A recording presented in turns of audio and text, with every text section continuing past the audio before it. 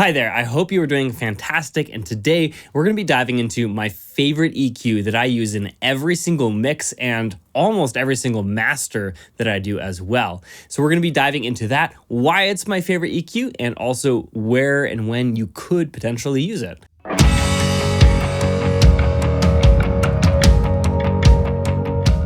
My name is Tyson. I'm a mastering engineer here at Dinosaur Dog Mastering. Before we dive into the actual content of my favorite EQ, I want to let you know that I have a free mixing checklist. It is the ultimate mixing checklist that you can download for free in the description of this video. It is the first link in the description. Will bring you to a page where you can download that. All right, with that said, let's dive it straight into the content, my favorite EQ. Today, I'm going to be showing you my favorite stock EQ. We're going to be demonstrating this on our kick drum, and I'll tell you why I love this EQ so much as we get into this. Without any further ado, it is the Vintage EQ, or Vintage Tube EQ in Logic Pro. And this is an emulation of the Pultec Tube EQ. There's tons of different variations of the Pultec now, but it is originally from the 50s when it was developed, and it really hasn't ever gone away because it is so good. The reason why this EQ is so cool is that it actually offers a lot of characteristics of compression in EQ form. So tubes naturally have a sort of compression. So if we look at guitar amps, the more input we drive into tubes, the more compression happens, the more saturation, also known as distortion, happens. And so it creates so much saturation and extra harmonics that the guitar sounds distorted. And that's a pleasing, nice thing for most guitar amps, and we intentionally do that. When this EQ was developed back in the day, that wasn't really very common. We didn't want to overdrive our tubes to create distortion. That was actually considered a negative thing, but tubes were still heavily used to create different audio effects and processing. Originally, tubes were actually used in World War II in radio and communication transmissions because compressed audio actually traveled further than anything else. So that's why tubes were developed.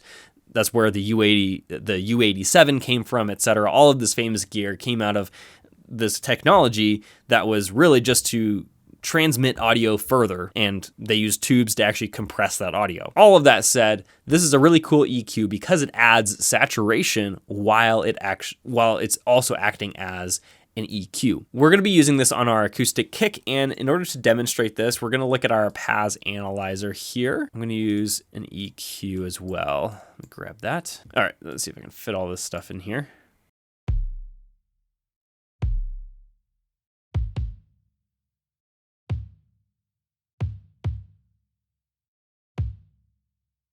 Okay, my goal isn't to make this sound good. I just want to use this for demonstration purposes. So I've put a high pass up to,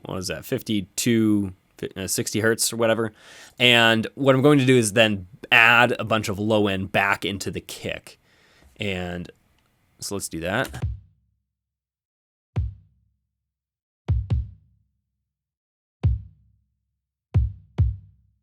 So obviously this doesn't sound good, but what I want you to recognize is that without this EQ, there is no low end at all in this low range. So let's play it again. So you can see there's no energy in this anywhere below 31 hertz. Actually, it's probably higher than that. But according to our meter, right, you can't see any information there. After I add this back in, obviously I'm boosting a ton here. It's adding additional harmonics that are lower than the root note of the kick after I've taken everything out.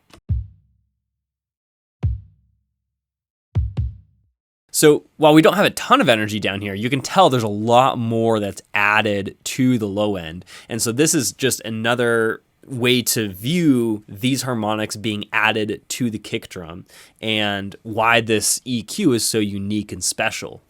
So let's disable that and get rid of our analyzer here. And let's just EQ the kick like I normally would. And so our root note of this kick is probably around 60 hertz or so.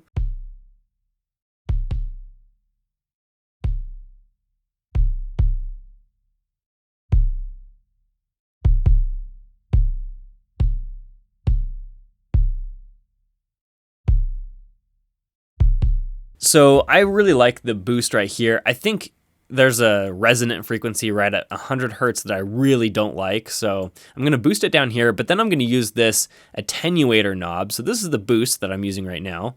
And then I'm going to use this attenuator knob, which is the reduction, right, of EQ, and I'm going to boost that as well. This is a very, very common technique with this particular EQ because the way it was designed originally by accident or on purpose, I have no idea.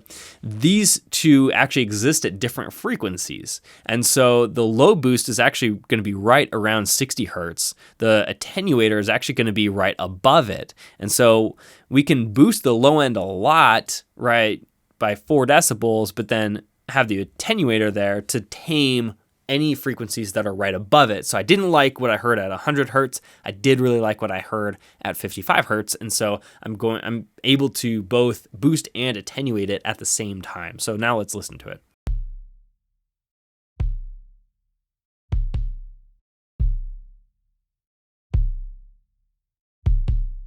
Okay, and so we've added a lot of low end. It's a little bit dead almost because we have boosted a ton of low end, but haven't really offset that with the high end.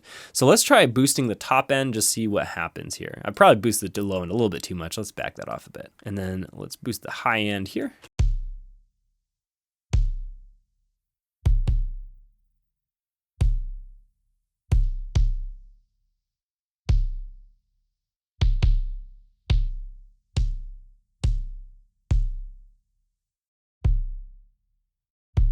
This is a really nice EQ to use to boost the top end because especially with elements like the kick that don't have that much energy in the top end, it's adding additional saturation, which then allows you to boost it a lot more than you otherwise could have and still make it sound really natural. So now I've boosted the top and the low end of this kick.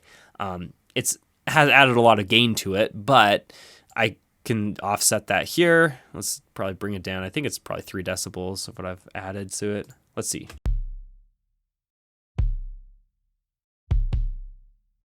Yes, it's right around 12-ish. Here's width.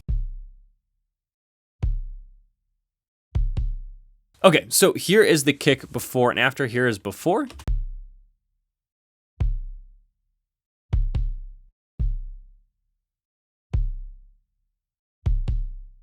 So not a huge change. Obviously, this is relatively subtle, and I've kind of taken a lot of those mids out by boosting the top and low end. However, at the end of the day, this is just a really nice subtle EQ to use to make things sound a little bit more vibey. Again, because we're adding a ton of that saturation, it is less obvious than if we use any other digital EQ. At the end of the day, I will also use this EQ on a lot of different items. I'll use it on vocals, especially if the top end is a little bit weak and I don't want to over boost the top end, especially with a digital EQ, and make it sound tinny, because again, this is almost a magic tool because we can add so much saturation while EQing things. There's not that many stock plugins like this in other DAWs, so if you're not using Logic, then I know Waves and also UAD have Pultec emulations that are also excellent. I could not live without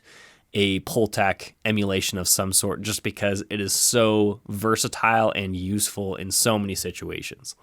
All right, with that said, thanks for watching. If you found this at all helpful, don't forget to subscribe because I release videos every Monday, Wednesday, and Friday in order to help you get more professional mixes.